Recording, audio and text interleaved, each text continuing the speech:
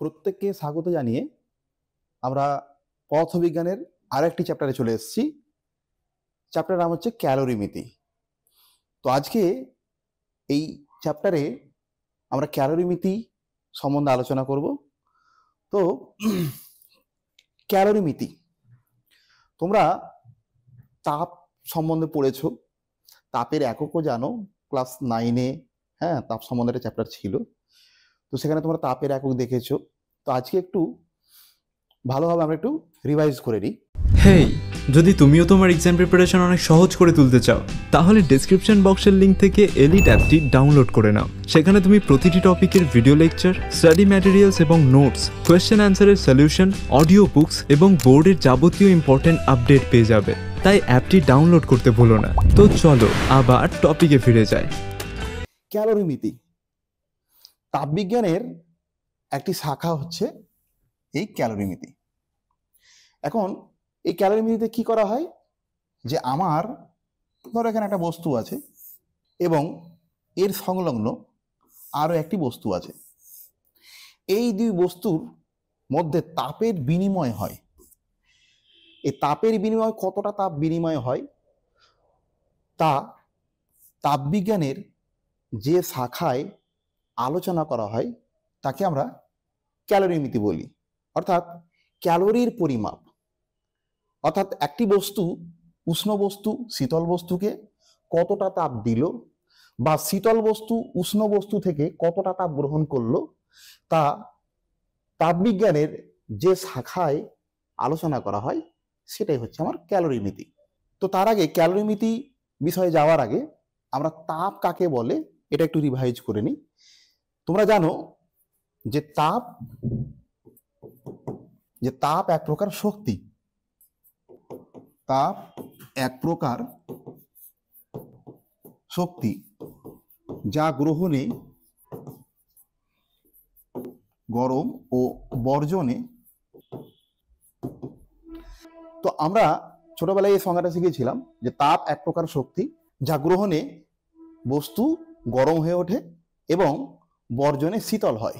অথবা আমরা এভাবে বলতে পারি যে দুটি বস্তু, মনে করো এটি একটি বস্তু এবং এর সঙ্গে আমরা সংযুক্ত অবস্থায় আরো একটি বস্তু রেখেছি, তার তাপমাত্রা হচ্ছে মনে করো T2, এবং এই T1 হচ্ছে T2 থেকে বেশি, মানে প্রথম বস্তুটি দ্বিতীয় বস্তুর থেকে উষ্ণ। এখন এই তাপমাত্রার পার্থক্যের জন্য, শুধুমাত্র তাপমাত্রার পার্থক্যের জন্য এই উষ্ণ বস্তুটি থেকে শীতল বস্তুতে একটা শক্তি যায়, সেই শক্তিটাকে আমরা বলছি তাপ শক্তি। তাহলে অথবা আমরা কি বলবো, যে শুধুমাত্র তাপমাত্রার পার্থক্যের জন্য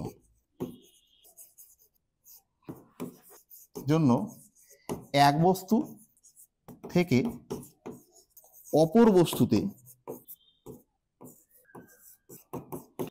যে শক্তি যায় তাকে তাপ বলে। তাহলে তাপকে আমরা দুভাবে সংজ্ঞায়িত করতে পারি। তাপ এক প্রকার শক্তি যা গ্রহণে বস্তু গরম হয় এবং বর্জনে শীতল হয়। অথবা বলতে পারি যে শুধুমাত্র তাপমাত্রার পার্থক্যের জন্য আমার উষ্ণ বস্তু থেকে শীতল বস্তুতে যে শক্তি যায় তাকে আমরা তাপ বলতে পারি। এবার দেখো, তাপের এককগুলো আমাদের মনে রাখা দরকার। আমরা তাপের সিজিএস একক দেখেছি, সিজিএস একক। তাপের সিজিএস একক আমরা কি দেখেছিলাম? তাপের সিজিএস একক দেখছিলাম আমরা ক্যালোরি, বা সংক্ষেপে এটাকে আমরা ক্যাল আকারেও লিখতে পারি। তাপের এসআই একক কি? তাপের এসআই একক ছিল জুল, বা সংক্ষেপে আমরা এটাকে জে দিয়ে প্রকাশ করব। তাহলে তাপের সিজিএস একক হচ্ছে তোমার ক্যালোরি, আর এসআই একক হচ্ছে তোমার জুল, এবং এদের মধ্যে একটা সম্পর্ক ছিল। যে সম্পর্কটা আমরা মনে রাখবো যে 1 ক্যালোরি সমান 4.2 জুল। এই সম্পর্কটা আমরা মনে রাখবো, কারণ কখনো আমাদেরকে নিউমেরিক্যালস সিজিএস পদ্ধতিতে করতে হতে পারে অথবা এসআই পদ্ধতিতে করতে হতে পারে। সেক্ষেত্রে আমরা ক্যালোরি এবং জুলের রূপান্তরটা এই সূত্রের মাধ্যমে করে নেব। এবারে এই যে ক্যালোরি, সিজিএস একক বা এসআই একক, জুল, এদের সংজ্ঞাগুলো আমাদেরকে একটু জেনে নিতে হবে। তো ক্যালোরি বলতে আমরা কতটা তাপকে বুঝি, যে আমার 1 ক্যালোরি যদি বলি, 1 ক্যালোরি, এটা হচ্ছে তোমার 1 গ্রাম বিশুদ্ধ জল, 1 গ্রাম বিশুদ্ধ জলের উষ্ণতা 14.5 ডিগ্রি সি থেকে 15.5 ডিগ্রি সি পর্যন্ত উত্তপ্ত করতে যে তাপ লাগে তাকে 1 ক্যালোরি বলা হয়। তাহলে ক্যালোরির সংজ্ঞাটা আমরা দেখতে পাচ্ছি যে আমার 1 গ্রাম বিশুদ্ধ জলের উষ্ণতা কত ডিগ্রি বৃদ্ধি করছি? 1 ডিগ্রি বৃদ্ধি করছি। কত থেকে কত? 14.5 ডিগ্রি সেলসিয়াস থেকে 15.5 ডিগ্রি সেলসিয়াস। এখন এই উষ্ণতাটা আমার এলো কোত্থেকে? কথা হচ্ছে আমার 1 গ্রাম বিশুদ্ধ জলের উষ্ণতা মাপা খুব কষ্টকর। কাজেই আমরা কিছু পরিমাণ তরলকে, এম ভরের তরলকে, এখানে জলকে, বিশুদ্ধ জলকে আমরা মনে করো 100 ডিগ্রি সেলসিয়াস পর্যন্ত উষ্ণ করে নেব। তাহলে এই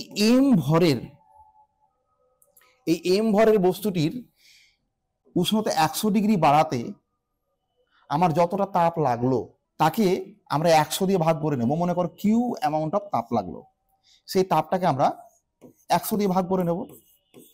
এবং এম ভরে তাপ লাগে যদি এতটা, কিউ ভাগ 100, তাকে একক ভরের যদি আমি বের করতে চাই, 1 গ্রামের যদি বের করতে চাই, সেক্ষেত্রে আমরা এম দিয়ে ভাগ করে দেব।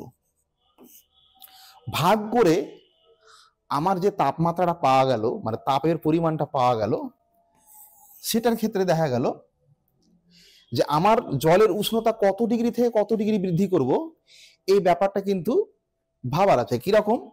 যে আমার 2 ডিগ্রি থেকে 3 ডিগ্রি সেলসিয়াস, এই যে 1 ডিগ্রি উষ্ণতা বাড়ালাম, এই 1 ডিগ্রি উষ্ণতা বৃদ্ধিতে আমার যতটা তাপ লাগে, মনে করো H1 যতটা তাপ লাগে, আবার ওই একই জলের আমার উষ্ণতা যদি 5 থেকে আমি 6 ডিগ্রি করি, সেক্ষেত্রে যদি আমার তাপ লাগে আমার H2, আবার আমি ভাবতে পারি যে 90 থেকে 91 ডিগ্রি, এখানেও আমরা 1 ডিগ্রি তাপমাত্রা বাড়ালাম। এখানেও যদি আমরা তাপের পরিমাপটা যদি H2 ভাবি, H3 ধরি এখানে, তাহলে এই যে H1 আর এখানে যে H2 আর এই যে H3, এটা কিন্তু সমান নয়। তাহলে কি করতে হচ্ছে, যে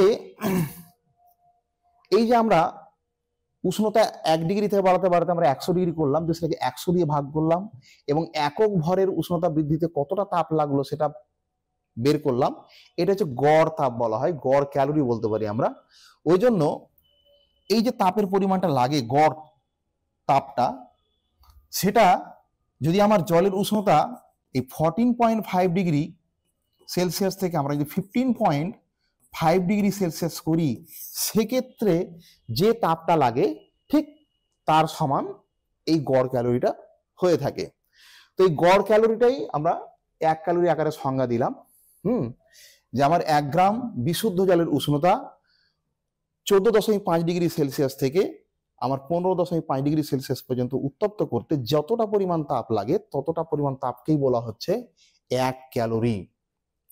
বোঝা গেল? তো আমরা এই তাপমাত্রার কথাটা উল্লেখ করব। তো ক্যালোরির সংজ্ঞা আমার বোঝা গেল।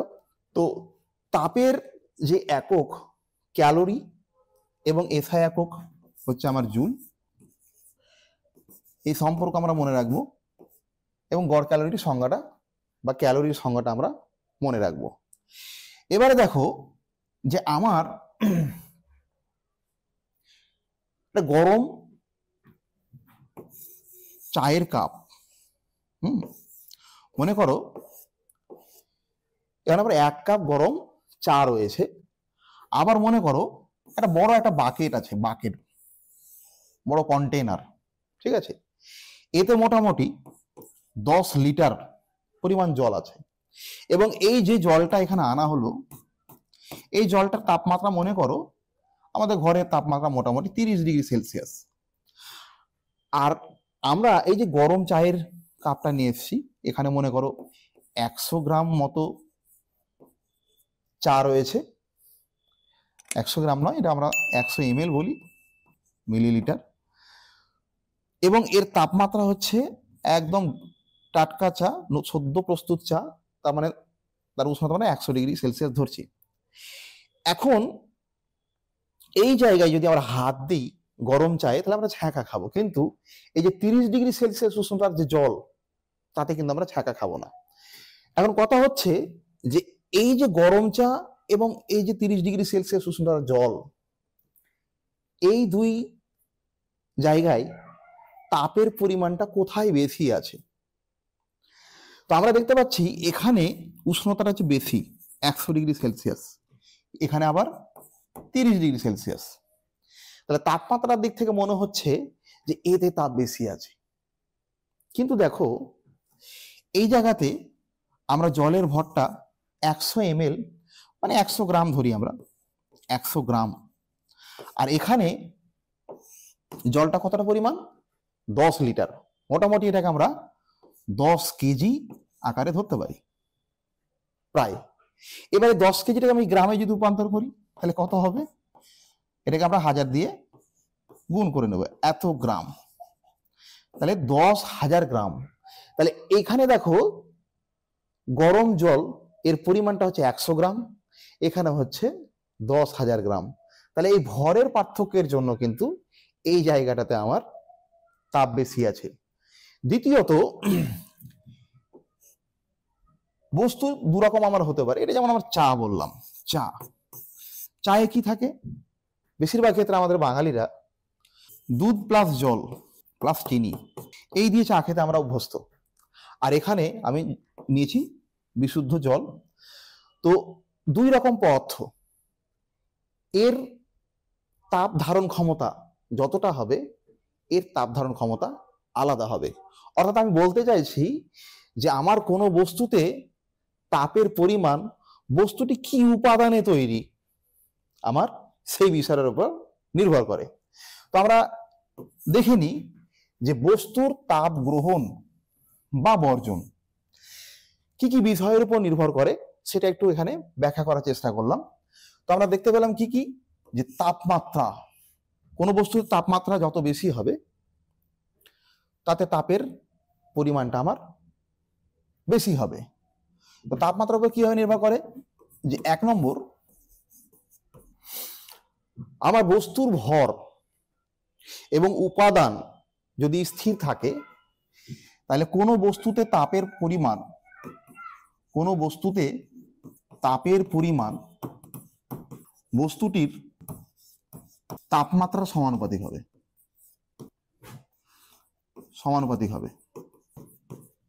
অর্থাৎ আমরা বলতে পারি যে তাপমাত্রা হবে তোমার, এই তাপের পরিমাণ হবে তোমার তাপমাত্রা সমানুপাতিক। কখন? যখন আমার বস্তুর ভর ও উপাদান স্থির থাকবে, দু নম্বর আমরা কার উপর বললাম? যে বস্তুর ভরের উপর নির্ভর করে। বস্তুর ভর সেটাকে আমরা কি বলছি? এম দিয়ে প্রকাশ করছি।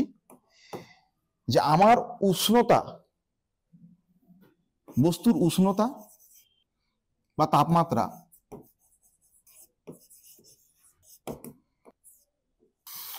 বস্তুর তাপমাত্রা ও উপাদান স্থির থাকলে বস্তুতে তাপ বস্তুটির কি হবে? ভরের সমানুপাতিক হবে। তাহলে আমরা বলতে পারি এখানে আমার বস্তুতে তাপের পরিমাণ বস্তুটির ভরের সঙ্গে সমানুপাতিক হবে। যখন আমার কি কি স্থির দেখলাম? যে তাপমাত্রা এবং উপাদান, এই দুটো স্থির থাকতে হবে, উপাদান স্থির থাকবে। আবার 3 নম্বর হচ্ছে বস্তুতে তাপের পরিমাণ আরেকটি বিষয়ের উপর যেটা নির্ভর করে, সেটা হচ্ছে বস্তুর উপাদান। তাহলে 3 নম্বর অপশন বস্তুর উপাদান। তো এখানে ভিন্ন বস্তুর ক্ষেত্রে আমার উষ্ণতা বা তাপমাত্রা ও ভর অপরিবর্তিত থাকে, যদি থাকলে ভিন্ন বস্তুর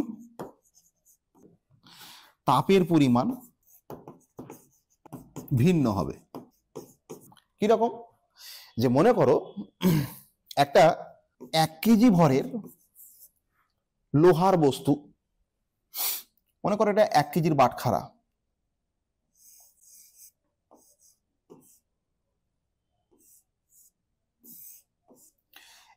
বাটখারা, এবং 1 কেজি ভরের আমরা একটা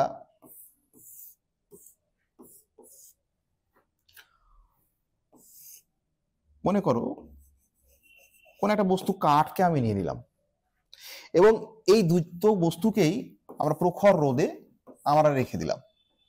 তাহলে দেখো দুটোর ক্ষেত্রেই ভর হচ্ছে আমার 1 কেজি করে, এবং দুটোকেই আমরা একই তাপমাত্রায় রেখেছি। কিছুক্ষণ রাখার পরে দেখা যাবে যে আমার এই বস্তুটি বেশি তাপ গ্রহণ করেছে, লোহা ধাতু বস্তু বেশি তাপ গ্রহণ করেছে, কিন্তু অধাতু বস্তু কাঠ অত তাপ গ্রহণ করতে পারবে না। তাহলে আমরা কি দেখলাম? যে বস্তুর তাপের পরিমাণ 3টি বিষয়ের উপর নির্ভর করছে: তাপমাত্রা, বস্তুর ভর এবং বস্তুর উপাদান। আমরা এই 2 সূত্র বা 2 ভেদ আমরা যদি যৌগিক ভেদের নিয়মে আমরা একত্রিত করি, তাহলে আমরা কি পাবো? আমরা পাবো H সমানুপাতিক mt।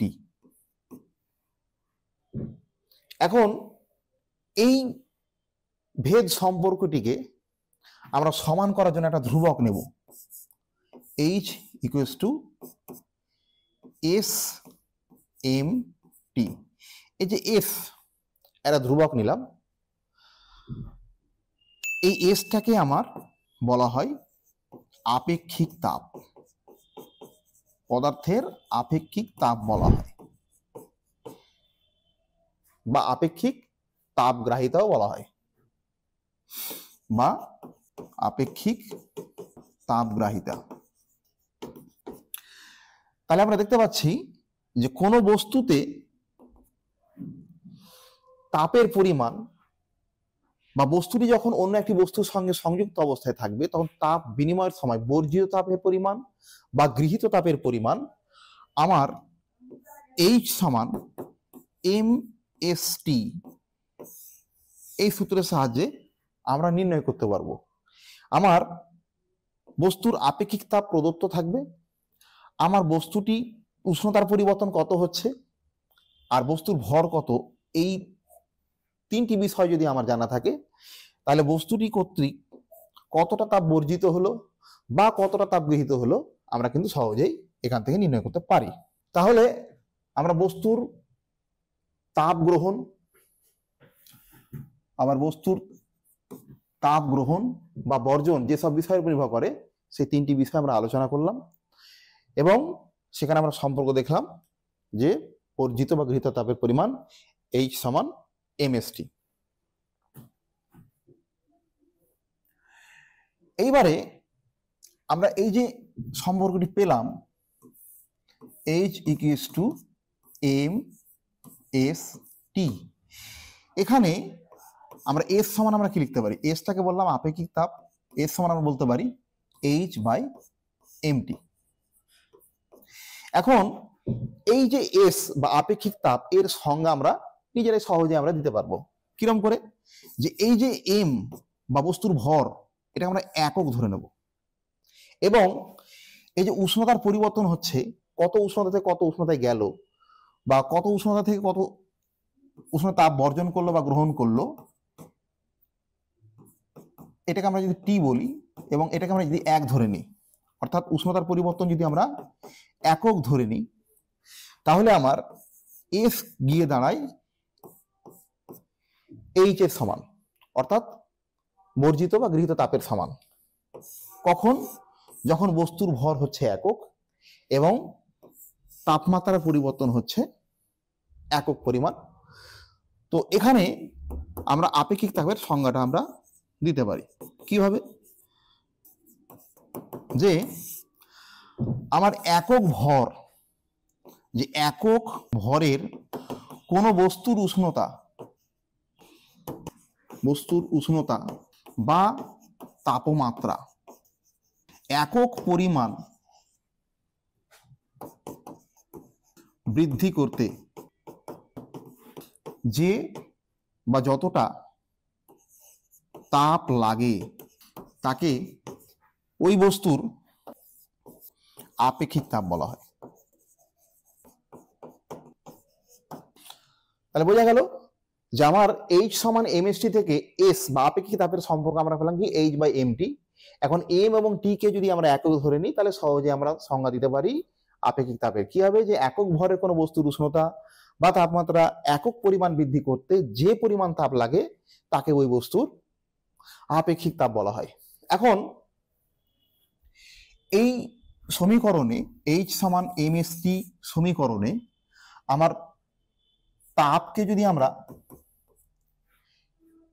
1 ক্যালোরি ধরে নিই আর m কে যদি আমরা 1 গ্রাম ধরে নিই, t কেও যদি আমরা তাপমাত্রা পরিবর্তন 1 ডিগ্রি সেলসিয়াস ধরে নিই, 1 ডিগ্রি সেলসিয়াস ধরে নিই, এটা 1 ক্যালোরি আর যে 1 গ্রাম, m ইকুয়ালস টু 1 গ্রাম, সেক্ষেত্রে আমার এসটা এসে পড়ে 1 এবং এই এসটাই হচ্ছে তোমার জলের আপেক্ষিক তাপ। জলের আপেক্ষিক তাপ আমরা ধরি 1 এবং এটা আমরা কোন পদ্ধতি ধরলাম? তাপের একক, তোমার ভরের একক, উষ্ণতার একক প্রত্যেকটা আমরা সিজিএস এ নিয়েছি। কাজে জলের সিজিএস পদ্ধতিতে আপেক্ষিক তাপের মান হচ্ছে 1। এটা আমরা মনে রাখবো। এবার আমরা এই আপেক্ষিক তাপের একক দেখব। আমরা এর সমান দেখতে পেলাম H বাই mt। তো এই এস বা আপেক্ষিক তাপের একক নির্ণয় করতে গেলে আমরা তাপের একক বসাবো। তাপের সিজিএস একক হচ্ছে আমার ক্যালোরি, বসালাম। ভরের সিজিএস একক আমরা কি জানি? গ্রাম, বসালাম। এবং উষ্ণতার সিজিএস একক আমরা ডিগ্রি সেলসিয়াস, এই বসালাম। তাহলে আমরা কি পেলাম? Calorie per gram per degree Celsius. এটা হলো আপেক্ষিক তাপের সিজিএস একক। আমার এসআই একক কি হবে? আমার এই এইচ এর জায়গায় আমি এসআই পদ্ধতিতে তাপের একক বসাবো ক্যালোরির পরিবর্তে জুল, এবং ভরের জায়গাতে আমরা গ্রামের জায়গাতে ধরবো আমরা কেজি, কিলোগ্রাম ধরবো। আর তাপমাত্রা পরিবর্তন আমরা এসআই পদ্ধতিতে ডিগ্রি সেলসিয়াসের পরিবর্তন ধরবো কেলভিন। তাহলে কি পেলাম? Joule per kg per kelvin. তাহলে আমার কি হলো? আপেক্ষিক তাপের সিজিএস একক আমরা কি পেলাম? Calorie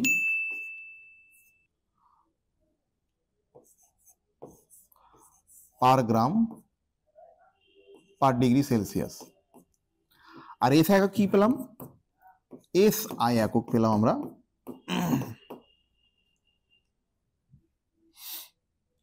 joule per kg per kelvin. বোঝা গেল? তাহলে আমরা একক কিভাবে বের করতে হয় সেটা কিন্তু দেখলাম। এবার আমরা দেখব যে এই যে সিজিএস একক এবং এসআই এককের মধ্যে সম্পর্কটা একটু দেখে নিই। তো আমরা আপেক্ষিক তাপের সিজিএস একক কি দেখলাম? সিজিএস একক দেখলাম calorie per gram per degree Celsius. এখন এটাকে আমরা লিখতে পারি 1 ক্যালোরি 1 ক্যালোরি বাই 1 গ্রাম, এটা লিখবো ডিগ্রি সেলসিয়াস, 1 ডিগ্রি সেলসিয়াস। এখন 1 ক্যালোরি জায়গায় আমরা লিখতে পারি 4.2 জুল লিখতে পারি। এটা আমরা সম্পর্কে জানি যে 1 ক্যালোরি সমান 4.2 জুল। এই মান আমরা এখানে বসিয়ে দিলাম। এখন 1 গ্রাম মানে হচ্ছে তোমার 10⁻³ কেজি, কিলোগ্রাম।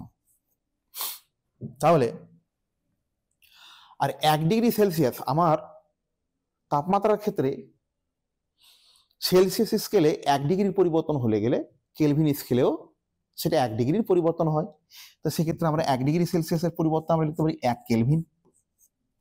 তাহলে এই যে 10⁻³ এটাই আমরা উপরে তুলে দিই, 4.2 ইন্টু 10⁻³ হয়ে যাবে joule per kg per kelvin. তাহলে আমরা কি পেলাম? সিজিএস হচ্ছে তোমার 1 calorie per gram per degree Celsius সমান কি দাঁড়ালো? এটা আমরা 1000 দিয়ে গুণ করে দিই, 4200 joule per kg per kelvin. তাহলে এই সম্পর্কটা আমরা মনে রাখবো যে আমার কখনো নিউমেরিক্যালস করতে গিয়ে সিজিএস ও এসআই এককে রূপান্তর দরকার হতে পারে। সেক্ষেত্রে আমরা কিন্তু এই সম্পর্কটা মনে রাখবো যাতে করে আমরা অঙ্কগুলো নির্ভুলভাবে করতে পারি। এবারে দেখো তাপগ্রাহিতা বা তাপ ধারকত্ব, এই বিষয়টা নিয়ে আমরা আলোচনা করি।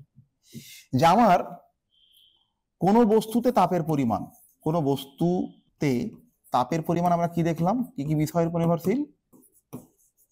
আমরা H সমান দেখলাম mst। এখন একটা বস্তু, মনে করো একটা বস্তু, এটা নিরেট একটা বস্তু, মনে করো ধাতব বস্তু। এই নিরেট ধাতব বস্তুটার তাপগ্রাহিতা কত? এটা কিভাবে বুঝবো? তাপগ্রাহিতা কাকে বলে আমরা বুঝে নিই। যে আমার এই বস্তুটার তাপমাত্রা আমরা 1 ডিগ্রি বাড়াবো। সে মনে করো এর তাপমাত্রা প্রথমে ছিল 30 ডিগ্রি সেলসিয়াস, এর তাপমাত্রা বাড়িয়ে আমরা করলাম 31 ডিগ্রি সেলসিয়াস। কত ডিগ্রি বাড়ালাম? 1 ডিগ্রি তাপমাত্রা আমি বর্ধিত করলাম। এই 1 ডিগ্রি তাপমাত্রা বাড়াতে এই বস্তুটাকে আমার কিছু তাপ দিতে হবে। যতটা তাপ দেব ততটাই হবে এর তাপগ্রাহিতা। তাহলে দেখো আমার কোনো বস্তুকে, এম ভরের বস্তুকে এর আপেক্ষিক তাপ যদি আমার এস হয়, এস, এবং 1 ডিগ্রি তাপমাত্রা যদি বাড়ায়, তাহলে এর যে তাপের পরিমাণ লাগছে সেটা হচ্ছে তোমার H = mf। mf এই এইচটাকে তখন আমরা কিউ দিয়ে প্রকাশ করব, বা আমরা সি দিয়েও প্রকাশ করতে পারি। সি বা হিট ক্যাপাসিটির সি দিয়ে প্রকাশ করতে পারি। তাহলে আমরা কি পেলাম? তাপগ্রাহিতা = mf, বস্তুর ভর এবং বস্তুর আপেক্ষিক তাপ। তাহলে দেখো একটা বস্তুর তাপগ্রাহিতা বলতে আমরা কি বুঝি আবার একটু দেখে নিই। যে আমার এটাই যেমন টি দিয়ে ভাগ করি, এটাই হচ্ছে আমার সি। যে আমার কোনো বস্তুর উষ্ণতা 1 ডিগ্রি বৃদ্ধি করতে, 1 ডিগ্রি বৃদ্ধি করতে যে পরিমাণ তাপ লাগে তাকে সেই বস্তুর আমরা তাপগ্রাহিতা বলবো। তাহলে তাপগ্রাহিতার গাণিতিক আকার আমরা মনে রাখবো সি সমান mf, যেটা আমরা এখান থেকে পাচ্ছি। এখন এর একক যদি বের করতে চাই তাহলে কিভাবে বের করব? যে আমার সি এর একক অর্থাৎ তাপগ্রাহিতার একক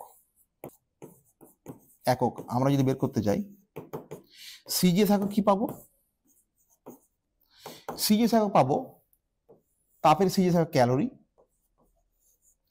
আর তাপমাত্রা সিজিএস একক হচ্ছে তোমার ডিগ্রি সেলসিয়াস অর্থাৎ পার degree Celsius. Calorie per degree Celsius হচ্ছে তোমার তাপগ্রাহিতার সিজিএস একক। একই রকম ভাবে আমরা এসআই এককও বের করে ফেলতে পারি, যে ক্যালোরি যাতে আমরা জুল বসিয়ে নেব এবং ডিগ্রি সেলসিয়াস যেটা বসাবো কেলভিন, জুল পার কেলভিন। তাহলে তাপগ্রাহিতার সংজ্ঞা আমরা দিতে পারবো, যে কোনো বস্তুর উষ্ণতা, আমরা সংজ্ঞাটা লিখে নিই, যে তাপগ্রাহিতা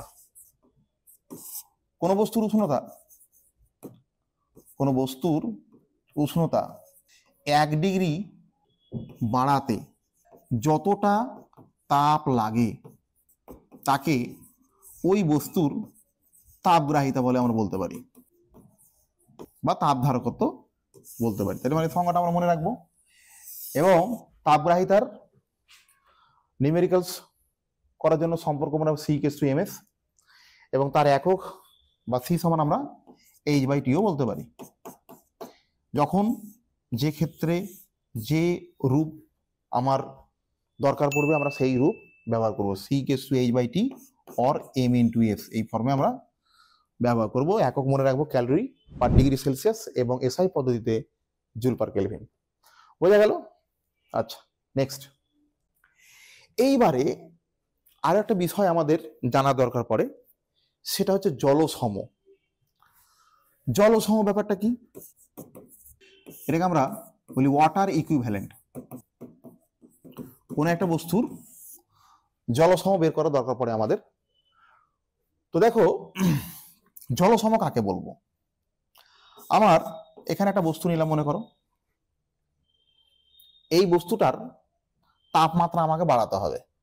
কতটা? 1 ডিগ্রি তাপমাত্রা বাড়াবো। মনে করো এর প্রাথমিক উষ্ণতা ছিল T1, পরে এটা বেড়ে হলো T2, এবং তাপমাত্রা কত বাড়ালাম? T2 - T1 এক্সট্রা মনে করো 1 ডিগ্রি, মনে করো 1 ডিগ্রি সেলসিয়াস। তো এই 1 ডিগ্রি সেলসিয়াস তাপমাত্রা বাড়াতে এই বস্তুটাকে আমরা কতটা তাপ দিতে হলো?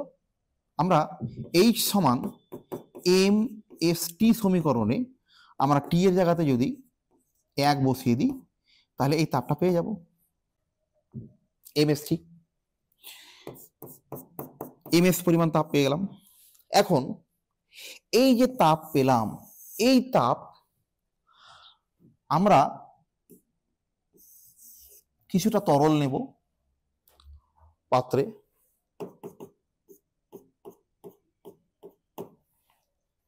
এখানে পাত্রের আমরা তাপগ্রাহিতা প্রায় নগণ্য ধরে নিচ্ছি।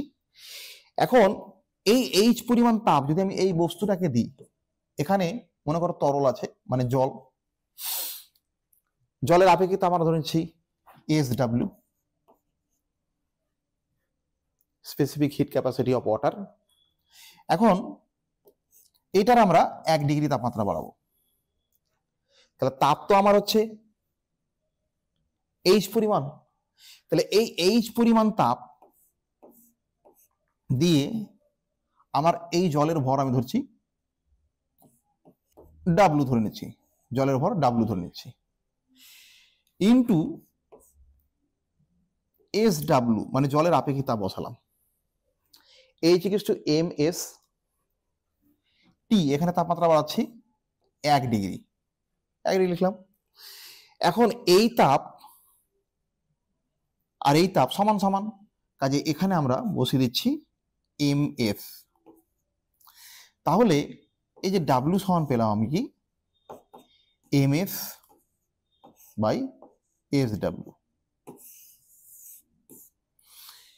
এই ডাব্লুটা কি বলা হচ্ছে? জলসম, এই বস্তুটার জলসম। তাহলে জলসম কি বোঝা গেল? যে কোনো বস্তুর তাপমাত্রা 1 ডিগ্রি পরিমাণ বৃদ্ধি করতে যতটা আমার তাপ লাগলো, সেই পরিমাণ তাপ যতটা ভরের জলের উষ্ণতা 1 ডিগ্রি বৃদ্ধি করলো, ততটা পরিমাণ জলের ভরকে আমরা বলছি এই প্রথম বস্তুটির জলসম। এখন এই SW, সিজিএস পদ্ধতিতে SW এর মান আমরা যদি 1 বসিয়ে দিই, তাহলে W সমান আমার বেরিয়ে আসবে mf। অর্থাৎ একটা বস্তুর ভর যদি আমার দেওয়া থাকে এবং তার আপেক্ষিক তাপ যদি দেওয়া থাকে, তাহলে তার ওয়াটার ইকুইভ্যালেন্ট বা জলসম হচ্ছে তোমার mf। এটা আমার কিছু পরিমাণ জলকে বোঝাবে বা জলের ভরকে বোঝাবে। আবার আমরা একটু আগে দেখেছি যে তাপগ্রাহিতা সমান হচ্ছে এমএফ, আবার এখানে দেখতে পাচ্ছি আমরা ডব্লিউ সমানও এমএফ। তাহলে গাণিতিকভাবে বা সংখ্যাগতভাবে আমার বস্তুর তাপগ্রাহিতা আর জলসম একই, কিন্তু এদের একক কিন্তু ভিন্ন ভিন্ন। আমার তাপগ্রাহিতার একক আমরা কি দেখেছি সিজিএস পদ্ধতিতে, এটা দিয়ে দেখেছি আমরা ক্যালোরি পার ডিগ্রি সেলসিয়াস, আর আমার জলের ভর এর সিজিএস একক হচ্ছে তোমার গ্রাম।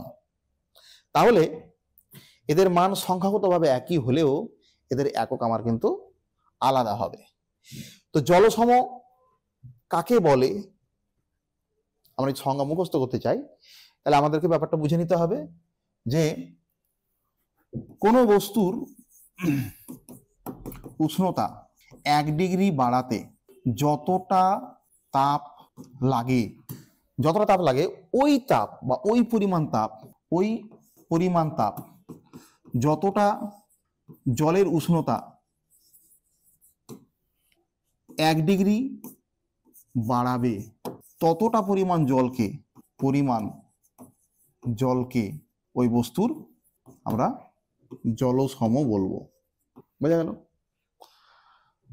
তাহলে কোনো বস্তুর উষ্ণতা 1 ডিগ্রি বাড়াতে যতটা তাপ লাগবে সেই তাপ যতটা জলের উষ্ণতা, এখানে বিশুদ্ধ জলের উষ্ণতা 1 ডিগ্রি বাড়াবে ততটা পরিমাণ জলকেই বলবো এই বস্তুটির জলসম বা ওয়াটার ইকুইভ্যালেন্ট। আবার জলসম এবং তাপগ্রাহিতার পার্থক্যটা অবশ্যই মনে রাখবে। এদের সংখ্যাগত ভাবে এদের মান এক, কিন্তু একক আলাদা। এর সিজিএস একক হচ্ছে ক্যালোরি পার ডিগ্রি সেলসিয়াস, এর সিজিএস হচ্ছে আমার গ্রাম যেহেতু ভরকে বোঝাচ্ছে, আর এস একক হচ্ছে তোমার জুল পার কেলভিন, এবং এর এস একক হবে তোমার কেজি। তাহলে জলসম ও তাপগ্রাহিতার পার্থক্য আমরা বলতে পারবো। জলসম কাকে বলে? জলসমের অঙ্ক আমরা করতে পারবো এই সম্পর্ক থেকে, যে ডাব্লিউ ইকুয়ালস টু এমএফ। যদি আমার কোনো বস্তুর ভর যদি দেওয়া থাকে এবং তার আপেক্ষিক তাপ যদি এস এর মান বলা থাকে, তাহলে তার জলসম আমরা বের করতে পারবো। এখন কথা হচ্ছে যে জলসমের দরকার কেন, যে জলসমের প্রয়োজনীয়তা কেন। আমার একটা পাত্রে মনে করো আমি কিছুটা তাপ সরবরাহ করব। তাপ সরবরাহ করলে গেলে এই তাপের কিছুটা অংশ আমার এই পাত্রটা গ্রহণ করবে। মনে করো এইচ পরিমাণ যদি আমি তাপ দিই, তাহলে H1 পরিমাণটা আমার এই পাত্র গ্রহণ করবে, আর H2 পরিমাণ তাপটা আমার কে গ্রহণ করবে? জল গ্রহণ করবে। এখন পাত্র এবং জল কতটা তাপ গ্রহণ করলো আমাকে আলাদাভাবে হিসাব করতে হবে। কিন্তু আমি যদি এই পাত্রটার জলসম জেনে নিই, মনে করো জলসম ডাব্লিউ, মানে এর ওয়াটার ইকুইভ্যালেন্ট হচ্ছে ডাব্লিউ, আর কতটা জল আছে মনে করো এম ভরের জল আছে, তাহলে এই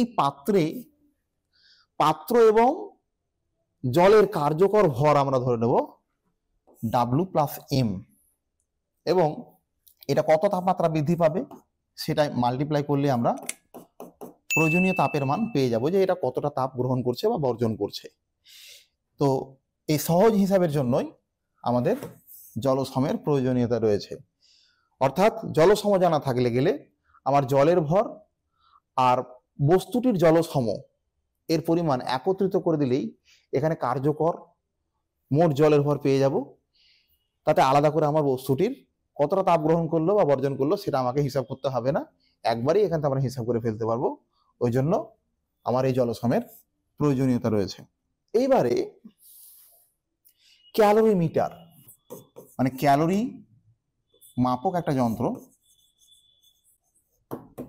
ক্যালোরিমিটার কি না, তো যে পাত্রে বা যে যন্ত্রের সাহায্যে, বা আমরা সংক্ষেপে বলতে পারি যে ক্যালোরি মাপক যন্ত্র ব্যবস্থাকে আমরা ক্যালোরিমিটার বলবো। এখন এই ক্যালোরিমিটার একটি চোঙাকৃতির পাত্র নেওয়া হয় এবং এটি বেশিরভাগ ক্ষেত্রে তামার তৈরি করা হয়, তামা দ্বারা নির্মিত। এবং এই ক্যালোরিমিটারে বস্তুর বর্জিত বা গৃহীত তাপ পরিমাপের ক্ষেত্রে কিছু শর্ত আমাদেরকে মেনে চলতে হয়। শর্তগুলো কি কি? যে 1 নম্বর শর্ত হচ্ছে যে এই পাত্রের মধ্যে আমার কোনো তাপ প্রবেশ করবে না বা বিকিরণের মাধ্যমে এর ভেতর থেকে তাপ বাইরে বেরিয়ে আসবে না, তাহলে বিকিরণজনিত তাপ ক্ষয় থাকবে না। তারপরে বলতে পারি কি, যে বাইরে থেকে থেকে কোনো তাপ প্রবেশ করবে না। 2 নম্বর কি? 2 নম্বর হচ্ছে আমরা যে বস্তুর আমার বর্জিত তাপ বা গৃহীত তাপ হিসাব করব, সেই বস্তুটি যেন এই পাত্রে রাখা জলের সঙ্গে বিক্রিয়া না করে। মানে পরীক্ষিত বস্তু যেন জলের সাথে রাসায়নিক বিক্রিয়া না করে। এখানে জল ছাড়াও অন্য তরল ব্যবহার করা হয়। ক্যালোরিমিটারের ক্ষেত্রে আদর্শ তরল হচ্ছে অ্যানিলিন। এখানে আমার অ্যানিলিন ব্যবহার করা হয়। কেন ব্যবহার করা বলছি, এবার দেখো 3 নম্বর শর্ত কি হচ্ছে, যে আমার যে বস্তুটার আমরা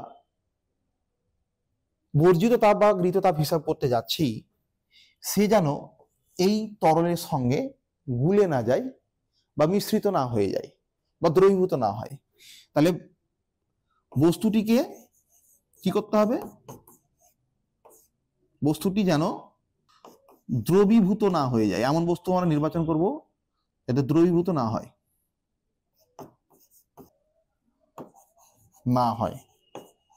তারপরে কি? তারপরে আমার বস্তুটি যখন এখানে আমরা ডোবাবো, দ্রবীভূত হলে কি হয়, কখনো আমার এখানকার তাপমাত্রা কমে যায়, আবার বেড়ে যায়, মানে তাপমোচী বা তাপগ্রাহী একটা বিক্রিয়া হয়ে যায়। এরকম বিক্রিয়া হওয়া চলবে না। মানে কোনো তাপমোচী বা তাপগ্রাহী বস্তু ব্যবহার করা যাবে না। তাহলে ক্যালোরিমিটার ব্যবহারের সময় আমরা যদি এই 4টে শর্ত আমরা যদি মেনে চলি, কি করি, কি কি মানে শর্ত? একটা হচ্ছে বিকিরণজনিত তাপ ক্ষয় হওয়া চলবে না বা বাইরে থেকে কোনো তাপ প্রবেশ করবে না এখানে। পরীক্ষিত বস্তু যেন এইখানকার তরলের সঙ্গে রাসায়নিক বিক্রিয়া না ঘটায়।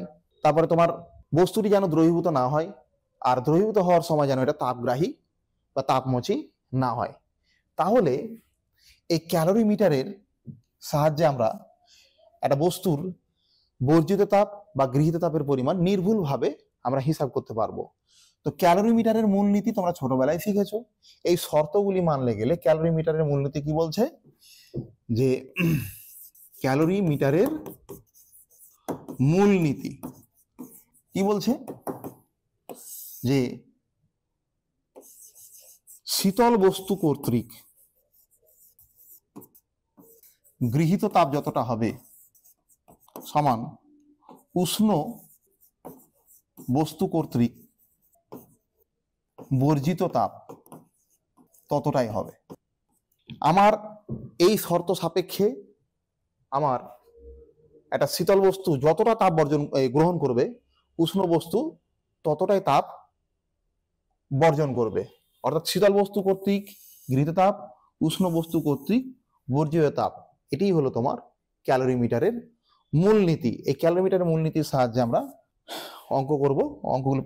এবারে দেখো ক্যালোরিমিটারের মূলনীতির সাহায্যে আমরা কি করতে পারি, যে একটা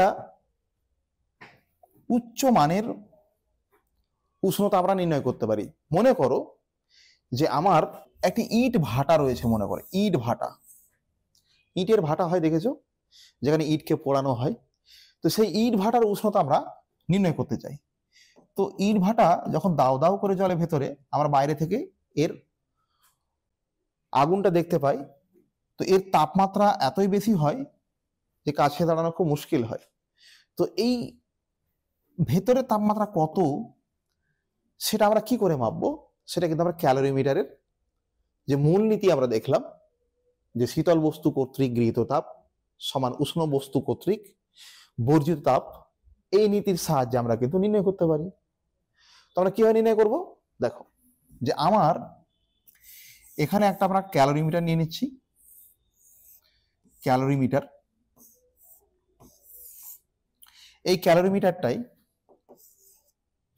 আমরা কিছু তরল, মনে করো জল আমরা নিয়ে নিয়েছি, বিশুদ্ধ জল।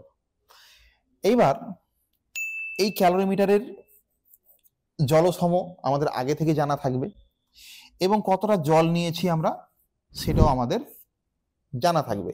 জলের ভরটা আমরা ক্যাপিটাল এম ধরছি।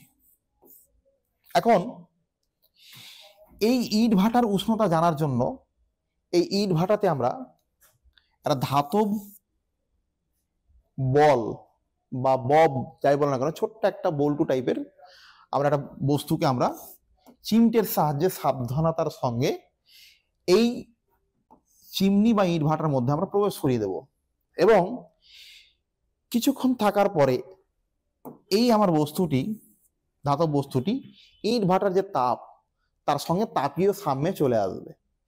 তাপীয় সাম্যে চলে আসলে গেলে মনে করো এর তাপমাত্রা হয়ে যাচ্ছে আমার T1,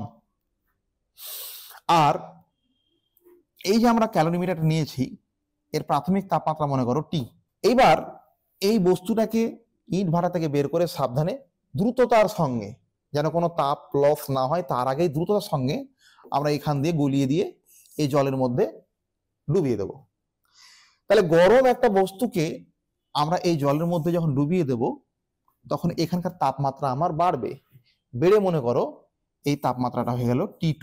তাহলে এখানে উষ্ণ বস্তু কি জিনিস? সেই এই বস্তুটি। তো উষ্ণ বস্তু কর্তৃক কতটা তাপ বর্জিত হলো? উষ্ণ বস্তু কর্তৃক বর্জিত তাপ আমরা কতটা পাবো?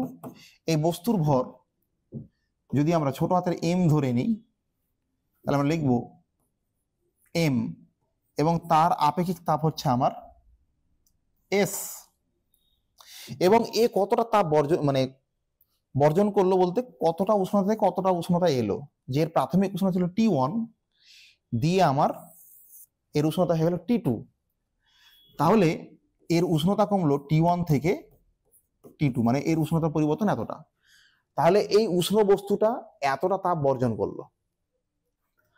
আর এই ক্যালোরিমিটার এবং জল কতটা তাপ গ্রহণ করলো সেটা আমরা এইভাবে লিখি, শীতল বস্তু কর্তৃক গৃহীত তাপ। আমরা কতটা বলতে পারি? এখানে জল এবং পাত্রের মোট কার্যকর ভর হচ্ছে W প্লাস M। জলের আপেক্ষিক তাপ আমরা জানি 1 দিয়ে গুণ করলাম সিজিএস পদ্ধতিতে। আর এই জলের তাপমাত্রা প্রাথমিকভাবে ছিল T, এর তাপমাত্রা বেড়ে হলো T2, তাহলে তাপমাত্রা বাড়লো কতটা? এটা আমরা লিখবো T2 মাইনাস T। এবারে দেখো, এই যে ক্যালোরিমিটারের মূলনীতি, এই মূলনীতি যদি আমি ব্যবহার করি তাহলে আমরা কি লিখব? যে mf T1 minus T2 equals to W plus M T2 minus T। আমরা গরম বস্তুটাকে যখন ক্যালোরিমিটারে এসে ফেলবো তখন এর প্রাথমিক উষ্ণতা T আগেই আমরা মেপে রাখবো, এবং বস্তুটি যখন এখানে ফেলা হবে তার কিছুক্ষণ পরে যখন এটাই ব্যবস্থাটা যখন তাপীয় সাম্যে চলে আসবে তখন T2 উষ্ণতাটাও আমরা মাপতে পারবো। তাহলে আমাদের T2 এবং T উষ্ণতা আমাদের কাছে জানা, আমাদের বের করতে হবে কি এই ইট ভাটার উষ্ণতা কত, T1টা আমাদেরকে নির্ণয় করতে হবে। তাহলে এখানে দেখো আমি T1 minus T2 equal to লিখতে পারি W plus M into T2 minus T divided by এই MF। এখন এই T2টাকে আমি যদি এদিকে পাঠিয়ে দিই তাহলে আমরা কি পাবো, যে T1 equals to W plus M into T2 minus T নিচে হচ্ছে MF, তার সঙ্গে আমার কি হবে, এই যে T2 এদিকে পাঠিয়ে দেব। তাহলে দেখো আমার পাত্রের জলসম, পাত্রে কতটা জল আছে তার পরিমাণ আমার জানা আছে। আমরা প্রাথমিকভাবে জলের উষ্ণতা কতটা ছিল বা ক্যালোরিমিটারের উষ্ণতা কতটা ছিল সেটা আগে থেকে জানি, এবং গরম বস্তুটি এর সঙ্গে তাপীয় সঙ্গে আসার পর আমরা এর উষ্ণতা T2 পাবো, আমরা থার্মোমিটার সাহায্যে পেয়ে যাব। এবং বস্তু, যে বস্তুটাকে আমরা এখানে ইনভার্টার মধ্যে প্রবেশ করিয়েছিলাম, তার ভর এবং তার আপেক্ষিক তাপ আমার আগে থেকেই যদি জানা থাকে, এই সবকটা জ্ঞাত মান যদি আমরা এই সমীকরণে বসিয়ে দিই, তাহলে ইট ভাটার মতো যেখানে উচ্চ উষ্ণতা থাকে সেখানকার তাপমাত্রা কিন্তু আমরা সহজেই বের করতে পারি এই সূত্রের সাহায্যে। বা আমরা কতটা বস্তু তাপ বর্জন করলো আর জল এবং ক্যালোরিমিটার কতটা তাপ গ্রহণ করলো, এই দুটো সমান করে দিলেও আমরা সহজেই হিসাব করে আমরা এই T1 বা উচ্চ উষ্ণতার মান নির্ণয় করতে পারি। তো এই উষ্ণতার মান আমাদের জানার দরকার পড়ে মাঝে মধ্যে। যেমন মনে করো একটা আগ্নেয়গিরি থেকে মনে করো তোমার অগ্নুৎপাত হচ্ছে, এখানে লাভা গড়িয়ে আসে, তো লাভা যে গড়িয়ে আসে, তো এই লাভার উষ্ণতা মাপার ক্ষেত্রেও কিন্তু আমার এরকম করা হয়। এখানে সামান্য একটু স্যাম্পেল নিয়ে আমার ক্যালোরিমিটারে ফেলে দিলে গেলেই এই লাভার যে কত তাপমাত্রা আমরা কিন্তু সহজেই কিন্তু বের করতে পারি। তাহলে উচ্চমানের উষ্ণতা ক্যালোরিমিটারের নীতির সাহায্যে কিভাবে বের করা গেল তোমরা আশা করি বুঝতে পেরেছো, ঠিক আছে? আচ্ছা, এবারে দেখো জলের আপেক্ষিক তাপ যে 1, এই মানটাই সবচেয়ে উচ্চ। এই উচ্চ হওয়ার কারণে কি কি ঘটনা ঘটে বা কি কি ফলাফল পাওয়া যায় আমরা একটু আলোচনা করি। আমরা জলের আপেক্ষিক তাপ উচ্চ হওয়ার ফলে আমরা সমুদ্র বায়ু বইতে দেখেছি, সমুদ্র বায়ু। তারপর কি দেখেছি, দেখেছি স্থলবায়ু বইতে। সমুদ্র বায়ু এবং স্থলবায়ু কিভাবে উৎপন্ন হয় সেটা আমার আপেক্ষিক তাপ উচ্চ হওয়ার ফল থেকে আমরা ব্যাখ্যা করতে পারি। কিরকম, যে মনে করো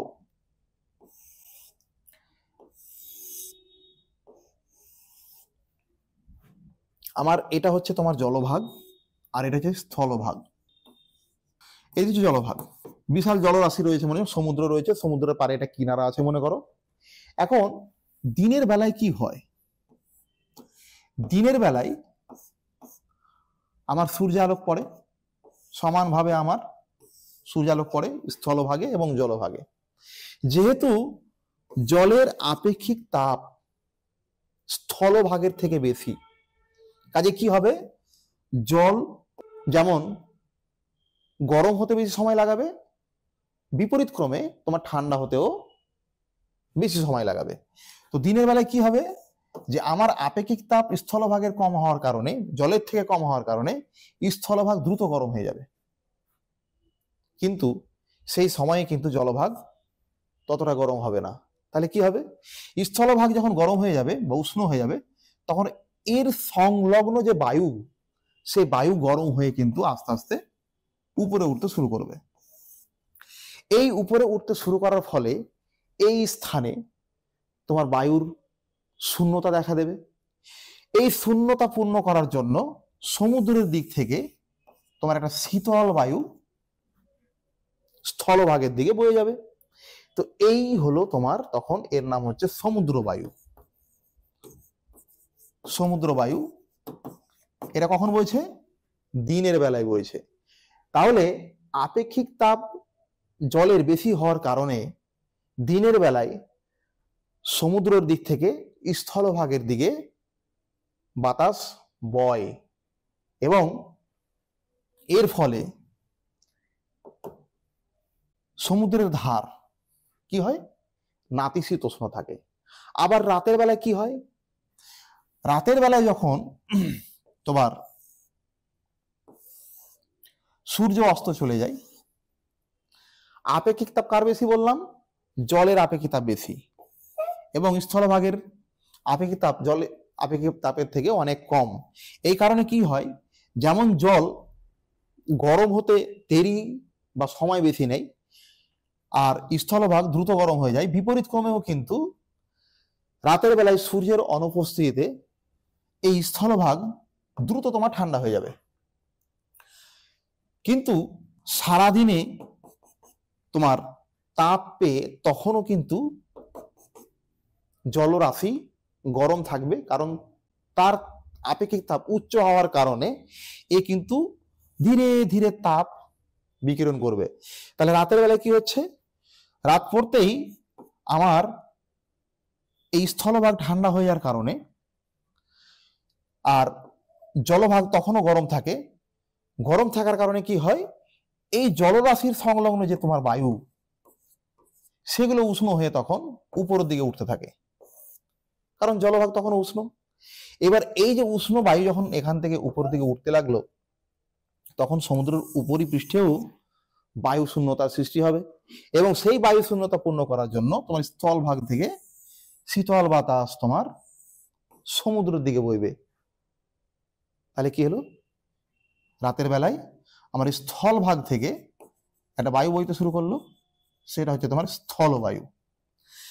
তাহলে দেখো, দিনের বেলাতেও সমুদ্রের দিক থেকে ঠান্ডা বাতাস স্থলের দিকে বয়ে যাচ্ছে, রাতের বেলাতেও স্থলভাগের দিক থেকে সমুদ্রের দিকে ঠান্ডা বাতাস প্রবাহিত হচ্ছে।